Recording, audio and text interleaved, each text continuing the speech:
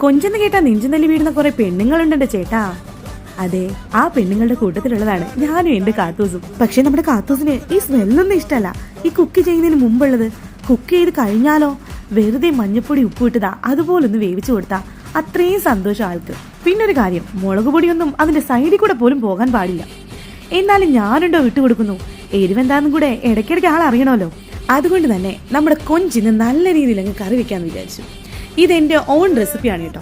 എനിക്ക് അതുകൊണ്ട് തന്നെ ഇതിന് ഇത്ര സ്പൂൺ മുളക് പൊടി, ഇത്ര സ്പൂൺ മല്ലിപ്പൊടി അങ്ങനെ ഒന്നും പറയാൻ അറിയില്ല. ഒക്കെയും നമ്മുടെ ഒരു കണക്കിന്. കാത്തൂട്ടിക്ക് എരിവ് വേണ്ടാത്തത് കൊണ്ട് തന്നെ ഞാനും അധികം എരിവൊന്നും യൂസ് ചെയ്തിട്ടില്ല. എന്തായാലും എടുത്തിട്ട് കാത്തൂട്ടിക്ക് കഴുകി കൊടുക്കണ്ടേ.